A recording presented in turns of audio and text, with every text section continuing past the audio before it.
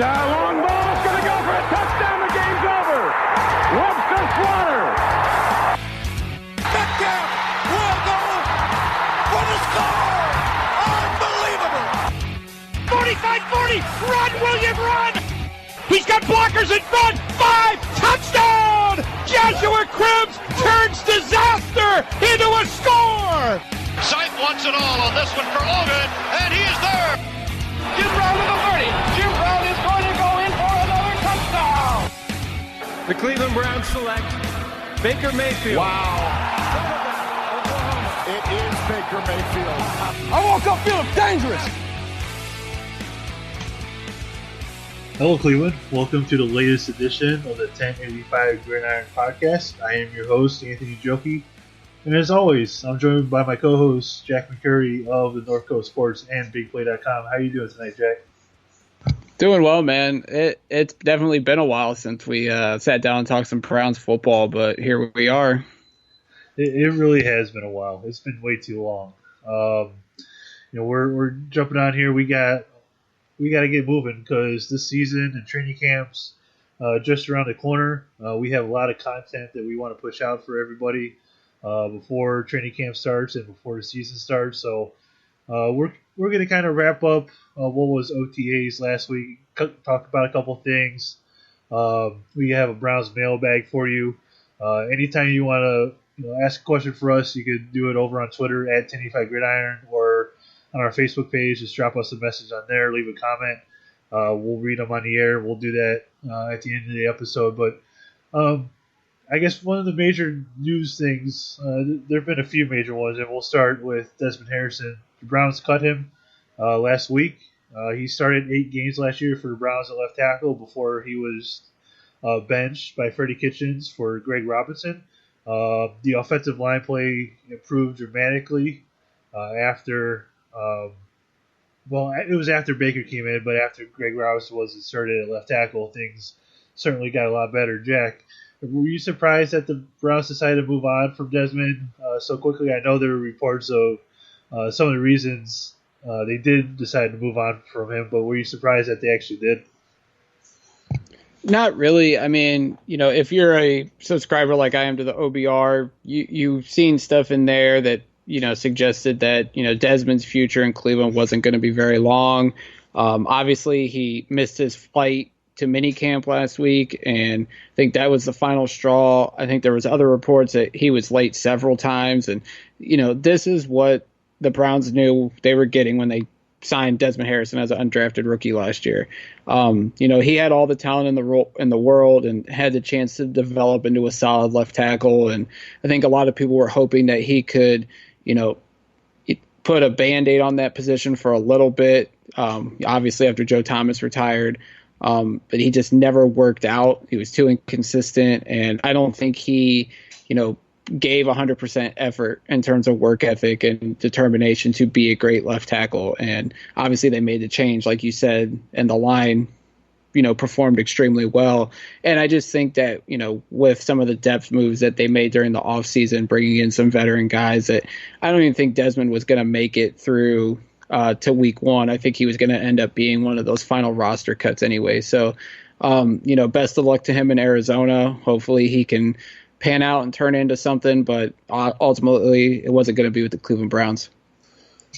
How much of it do you think was, there has been a major shift in the culture of the Browns since John Dorsey took over and when Baker Mayfield was drafted. Things have changed dramatically in terms of the way this organization is perceived, the way the players talk about things, what's expected of them, and this is something that probably would have been allowed under previous regimes of being late all the time, being tardy, missing flights and whatnot. How much of John Dorsey cutting Desmond Harrison was a part of this complete culture change, in that you better be all in or you're going to be out very quickly? No, I think that's exactly it, and we'll talk about it with our next topic as well, about being all in or you're obviously going to be out. But obviously I talked about, Desmond Harrison's character. And you look at some of the guys on the roster, and there's definitely character concerns. Obviously, some guys have off the field issues. Definitely Kareem Hunt, Antonio Callaway, et cetera, et cetera. But they have rules. They're establishing a culture. If you don't abide by those rules, then you're out the door. I think, like you said, in past regimes, you can look at Ray Farmer, Mike Pettin, obviously Hugh Jackson, they would let guys slide with things like this, being late to meetings, missing team activities. But I think it's clear, and especially when it comes to mandatory things, like if you don't show up or you try to make excuses, that, John Dorsey and Freddie Kitchens aren't going to tolerate it. And obviously, like I mentioned, Harrison had reportedly multiple mishaps, and the Browns just weren't going to deal with it anymore, so they decided to cut him. Speaking, you mentioned being all in or all out. The other major topic, and it's been the one that dominated OTAs and has been still a major topic moving into this week, and that is that Duke Johnson still wants to be traded from the Cleveland Browns. It picked up a lot of steam last week, obviously, with some of the quotes that he had, some of the quotes that Baker Mayfield had. There was some more stuff that came out today from the husband of his agent on Twitter. You guys can go read that. We won't read that here on the air. But it seems like they have almost reached a point of no return with Duke Johnson. Is that how you're feeling with this? Yeah, I mean, you get a lot of split and on this debate about Duke Johnson. I'm a Duke Johnson guy. I think he's very talented. I do think that fans do tend to overrate him a little bit. I don't think he's one of the top running backs in the league, but I think he has a place in this league and can be an offensive weapon if utilized properly. But I think he kind of mishandled the situation. I think the Browns may have mishandled the situation, but at this point, I think it's in the Browns' best interest that they do trade Duke Johnson sometime during the next 6 weeks, because, while he says that he's not going to be a distraction and he's going to be all in with this team, I can't buy that right now, because it seems like he wants out, and what Baker Mayfield said, he goes, you're either all in or you're not with us. And, when he said that Duke's decision was self-inflicted, it was, because he didn't need to come out in the media and say, oh, I still want to be traded. He could have just came in, did the work, and then, refused to answer those questions that the media asked him about that. But he decided to make it public. Now it's turning into an ordeal. Now you have those national talking heads that are attacking Baker Mayfield for saying that that's not what a leader does. But I think, Baker speaking publicly about it, that is a good leader, because he's saying that, the Browns, we are planning on being something. And if you don't want to be a part of this, then you can get out. I mean, maybe he should have handled it differently, but that's just how Baker is. And if people don't like how Baker Mayfield is, they're going to have to learn to deal with it. But when you look at Duke Johnson, I think this guy has a role on this team, if only for the first 8 games until Kareem Hunt gets back. And we don't even know if Kareem Hunt will be there come week 9, because he could have a mishap. But I think Duke Johnson has a role in this team. Obviously, he's not going to be the lead back, but you can use him in a variety of situations on offense where, he's going to get looks, he's going to get targets, but he thinks he would be better utilized elsewhere. And I think at this point, the Browns should just get what they can for him and send him on his way. Do you think at this point there's anything they can't get for him? Because, there's no doubt that they tried to move him before the draft. They thought that they could get a pick. They think he's worth a certain amount, but no team was willing to give him that.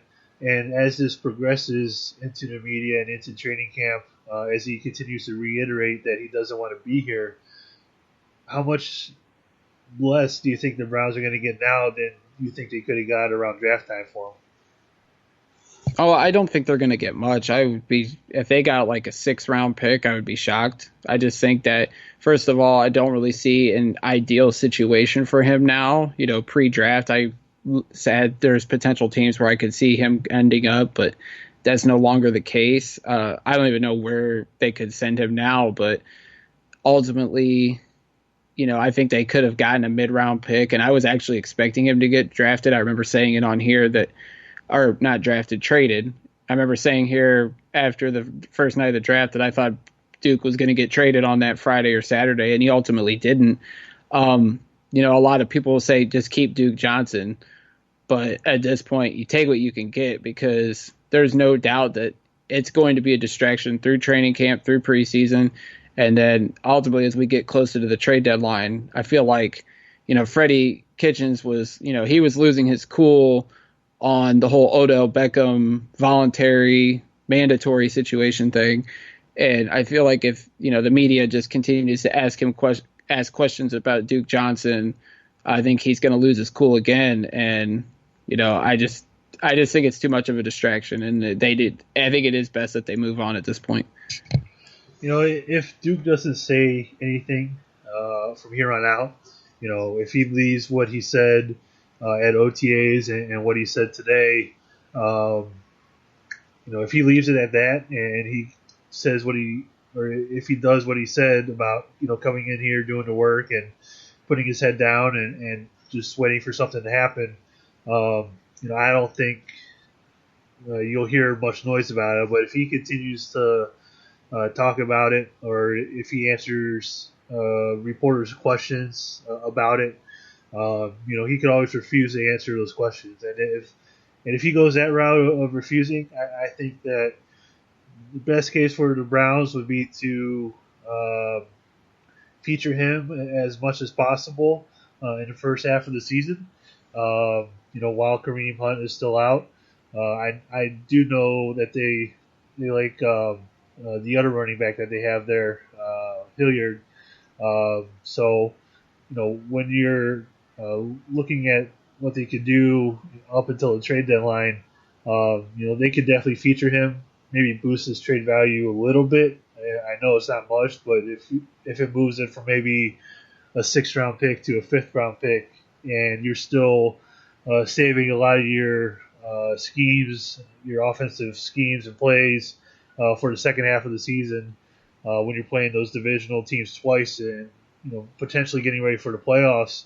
I think it could be a win-win for everybody. But if this continues to be a distraction through training camp, through the preseason, there's no doubt in my mind that he'll be gone by week 1, and maybe not even in a trade. Maybe they'll just release him at that point, because I don't think they want to go into the season with a big distraction. They just want to focus on football and winning football games. So we'll see what happens. I'm curious how it's going to play out, but it's definitely a real interesting time.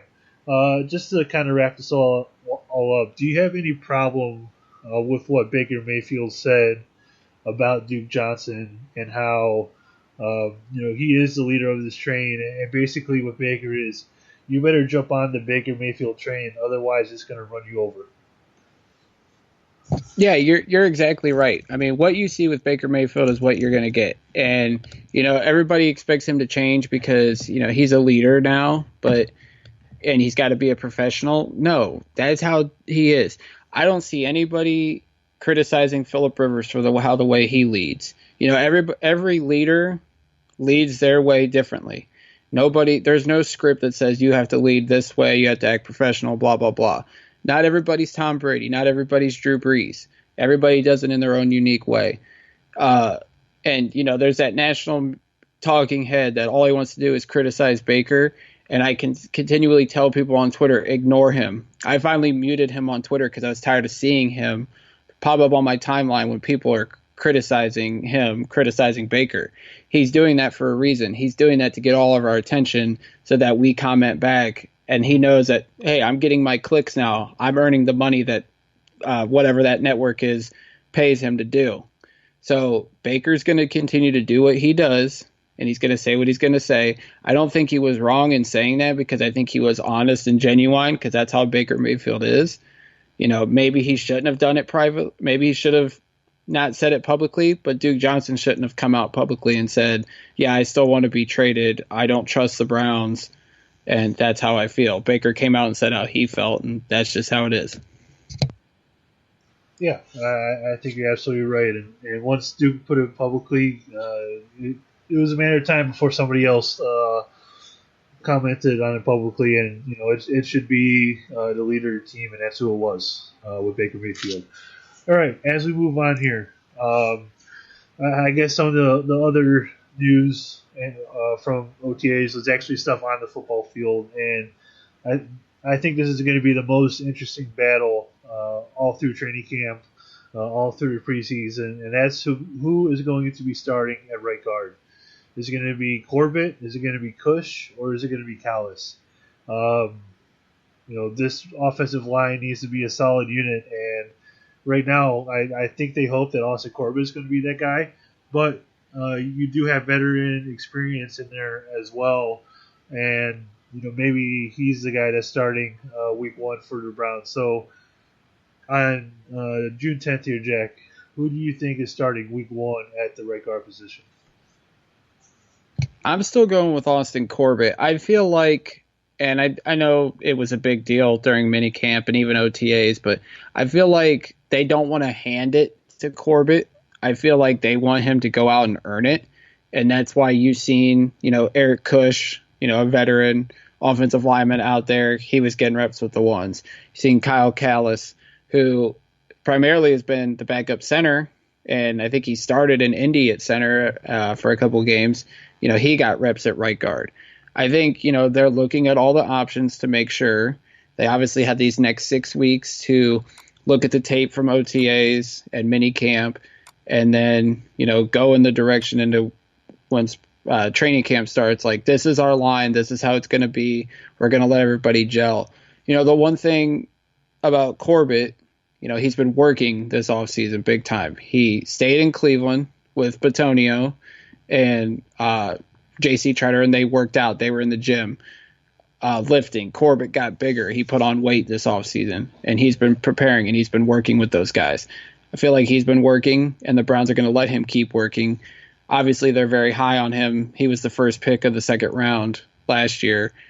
But I think they want him to truly earn this spot, and I feel like they're throwing this competition at him to make sure that he's fully invested, fully working hard. But I think at the end of the day, he's going to be the starting right guard for the Browns. Yeah, I think you hit it dead on there. They want him to go in and win the spot. Nothing's going to be handed to him. Nothing's going to be handed to anybody on this team with Freddie Kitchens at the helm and John Dorsey as well. So, hopefully Corbett can go in there. If it's Cush, who's a veteran, I'm okay with that. Whoever this coaching staff decides, you're going to have to give the benefit of a doubt to them, and hope and pray that they pick the right guy. And this offensive line moving forward is a good unit this year, because there was a stretch last year in the second half of the season when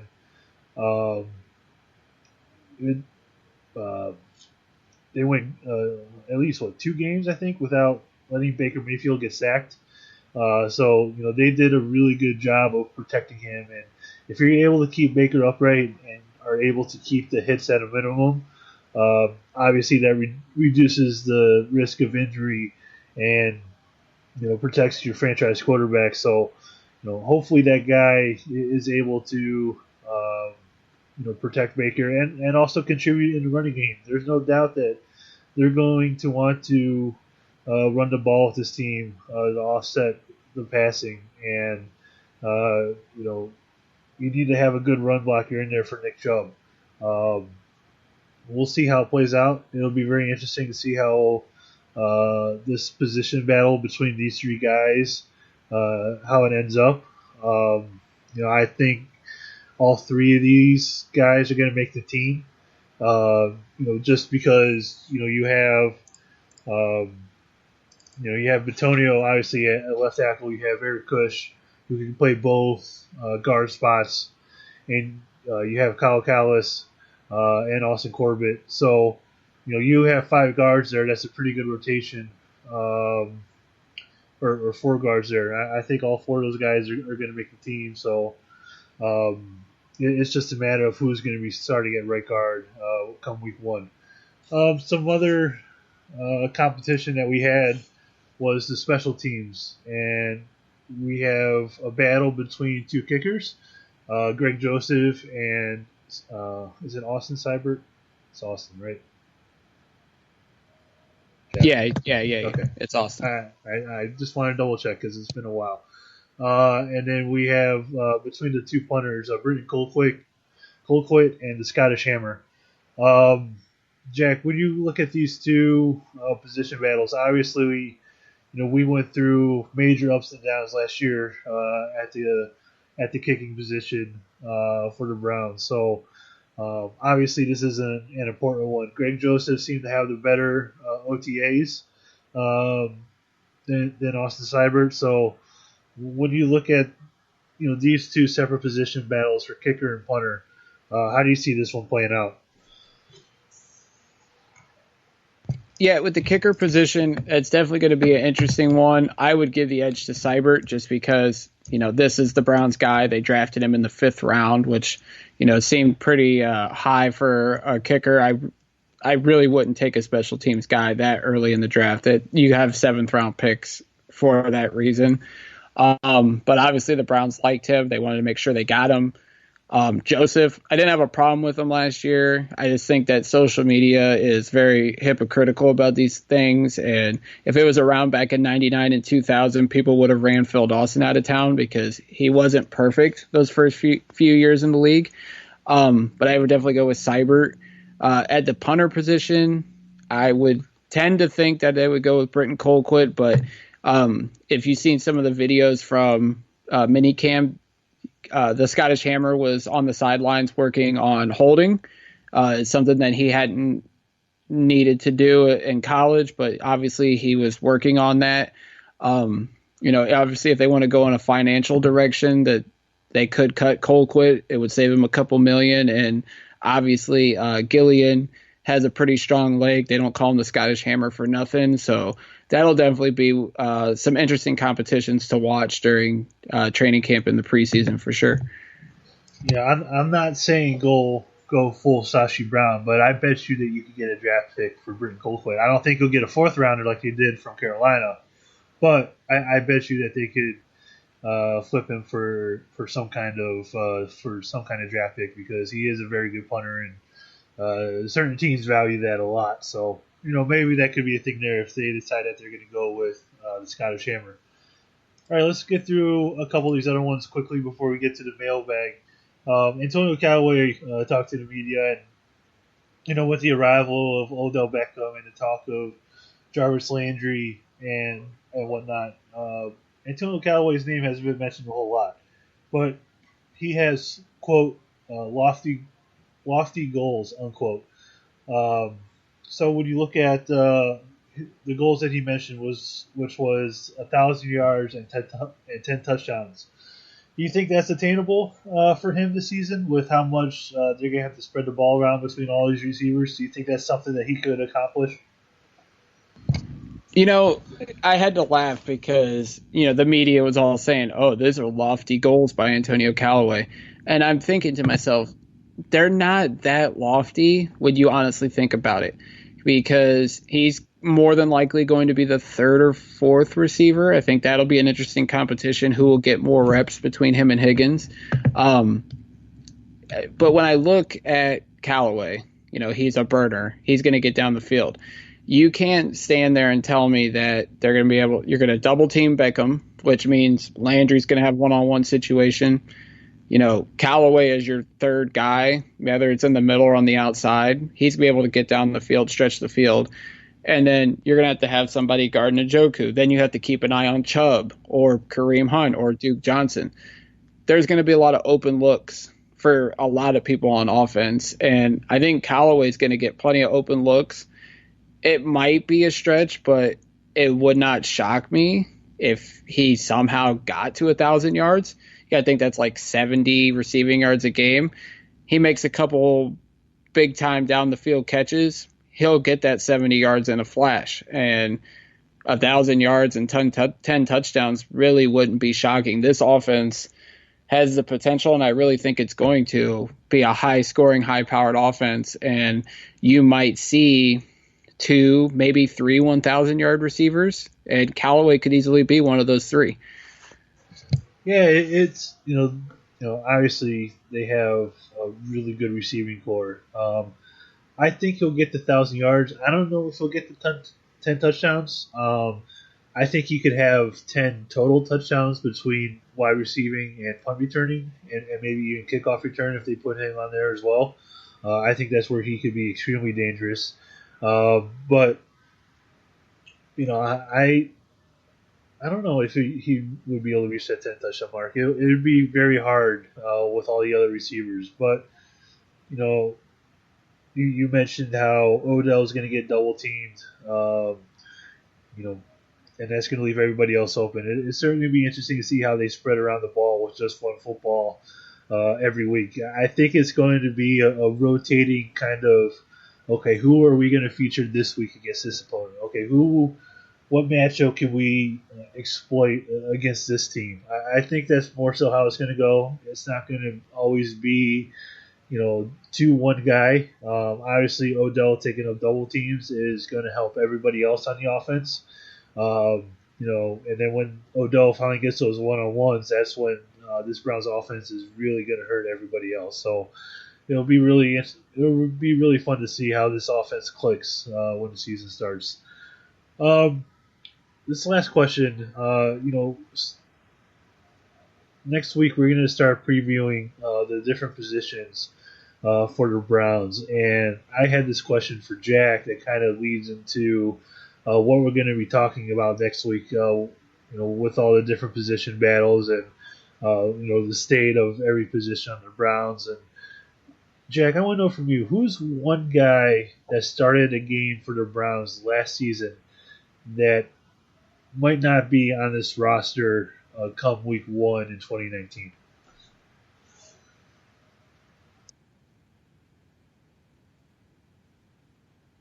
It was tough for me because I had to look at this roster, and obviously we did already let some of the starters go from last year. You look at Jabril Peppers, Kevin Zeitler, those guys are gone already.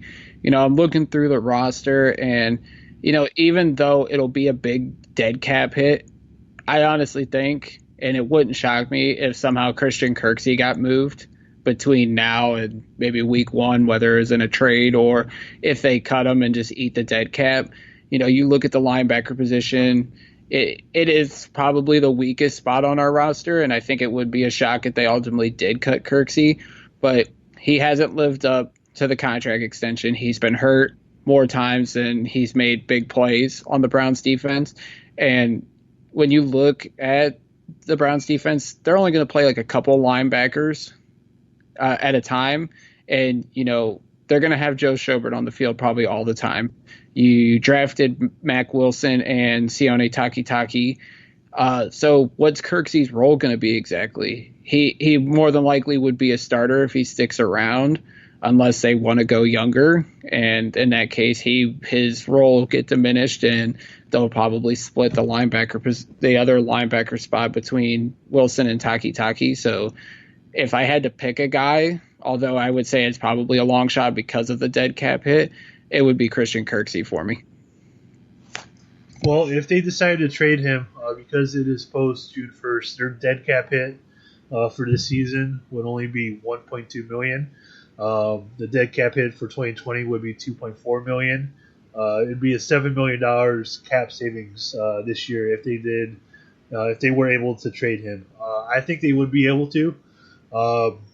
I'm not sure. I don't think they would just outright release him, but I think they could definitely get something for him if they decide that they want to move on from him.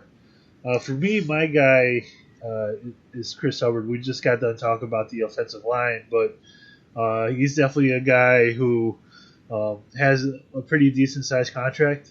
Do they think that they could get away with putting someone else at right tackle to fill in, and they wouldn't have much of a drop off, if any drop off at all?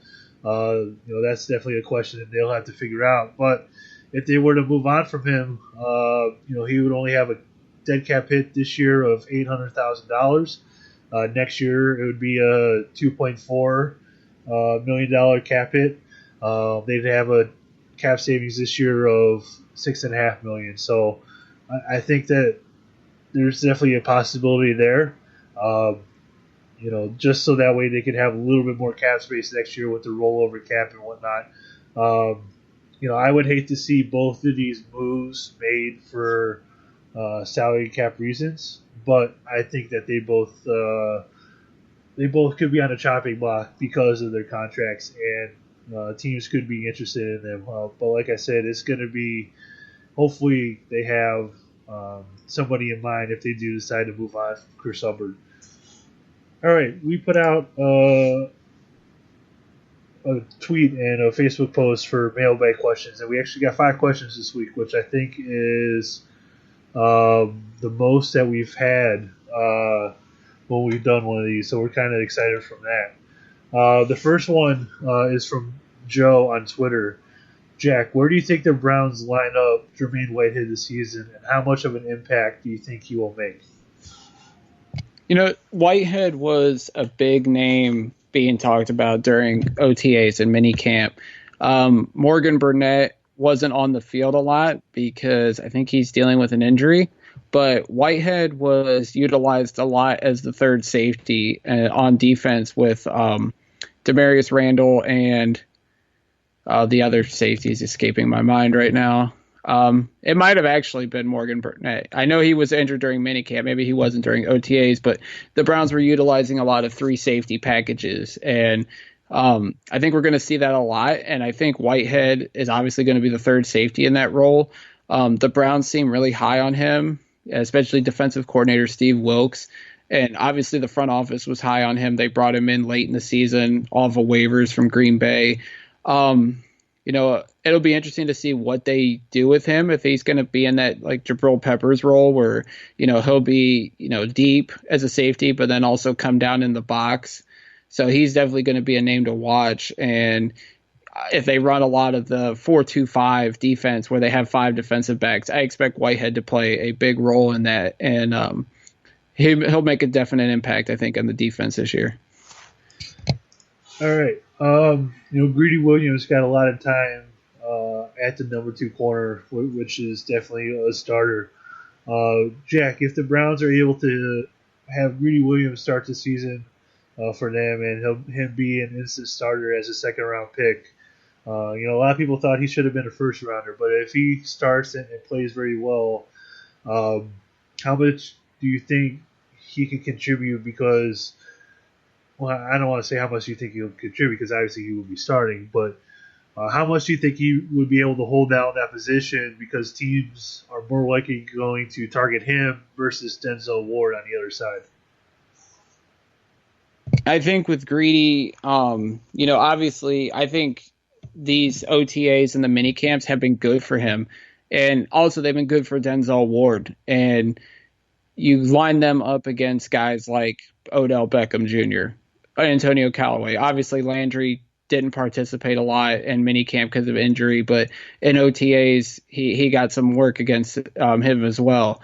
Greedy and Terrence Mitchell are going to be fighting for that number 2 corner spot. It seems like Greedy's got the edge considering he was the number 2 guy in minicamp, but Greedy is a dog, and he's he talks a game and then he backs it up on the field. So far, he picked off Baker Mayfield and ran it back for a pick 6 during minicamp.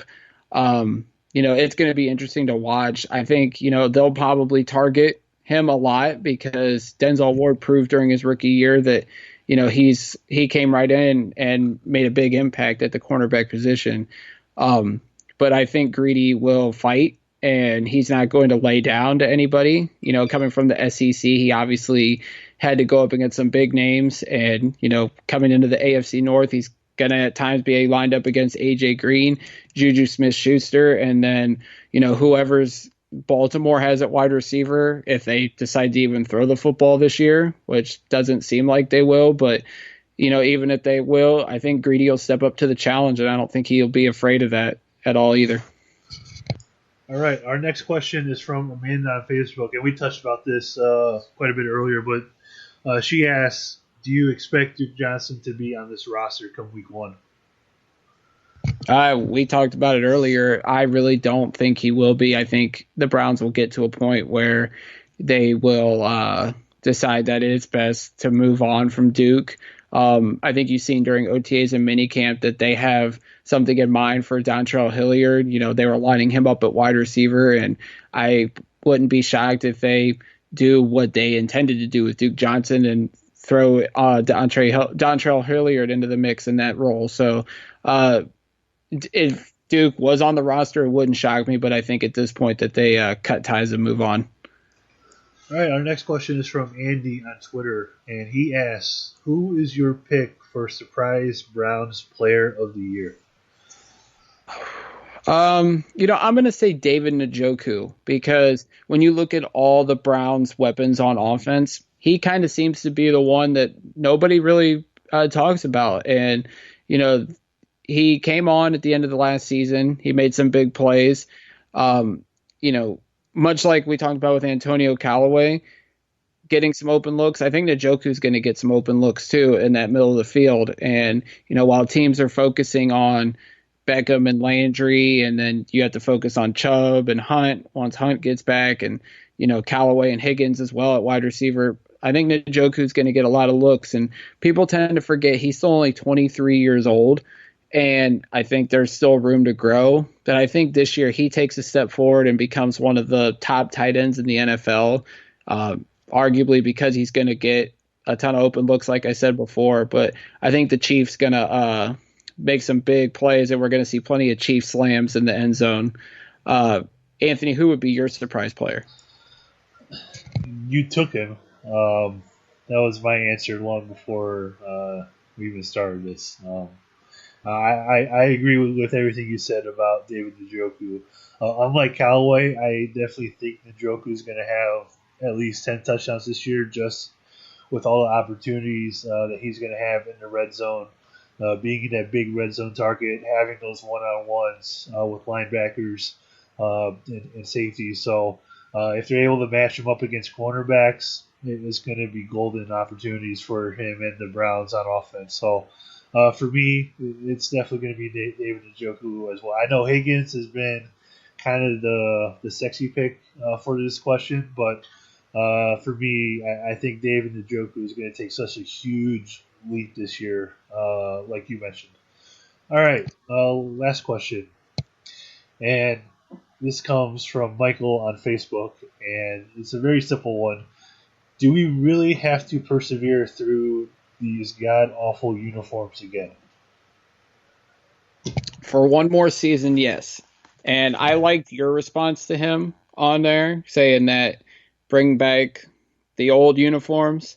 I think that's what they're going to do. I think they're going to modernize them a little bit, but I think you're going to see the old uniforms back in a new modernized way come 2020. Yeah, I think it's going to be the old uniforms with the updated color scheme. I think that's what they'll end up looking like. I feel the color rush is going to be somehow included in that. I don't know if it's going to be exactly the same, but I feel like the home uniform is going to be kind of the white lettering and numbering from before, but with just the orange stripes on the sleeves to kind of give it that color rush look, but still kind of be old school with those stripes. So it'll be interesting. I'm pretty excited. Thankfully, we only have to live with these terrible uniforms for one more season. But, I think the thing that no one's talking about, Jack, is if the Browns somehow win the Super Bowl with these uniforms, how can you change them? That's what I'm saying. And, people may have missed this. We might get the color rush uniforms for all the home games this year. And if that's the case, I think they should just keep them, because those were like the perfect Browns uniforms. I have the Baker Mayfield color rush shirt jersey, and I always get compliments on it at the gym and whenever I go out in public. I feel like that's like the perfect home jersey. And then for the away jersey, they just go back to the all white with the brown lettering, or do something up like that. I just think they could have kept it simple, but try to modernize it a little bit. Yeah, it'll be certainly interesting to see how Nike handles this redesign. It should be better than the last one because these current uniforms are terrible, except for the orange jersey. I think the orange jersey is the only one that looks really nice. For some reason, that's the one I've liked the most. So I doubt they'll keep it, but that's the one I actually really like. Right. And that's the one that they don't wear. Yeah, exactly. It's the one that they don't wear. The one that looks the best is the one that they won't wear. I don't get it. Anyway, all right. As we get on out of here, I know you've been very hard at work over at BigPlay.com. So tell us what you got going on over there. Yeah, it's not just me, but we have a great team of writers, and we're still adding some. We just added like 3 or 4 today alone. We're recording this on a Monday, but definitely check out BigPlay.com. We have you covered on everything going on in the sports world. We have a great staff of writers. We're based out of Cleveland. Like I said, we got a great group. I had my latest article that I wrote today was about the Jets interviewing former Browns GM Phil Savage and ESPN analyst Todd McShay for a front office role. So definitely go check that out.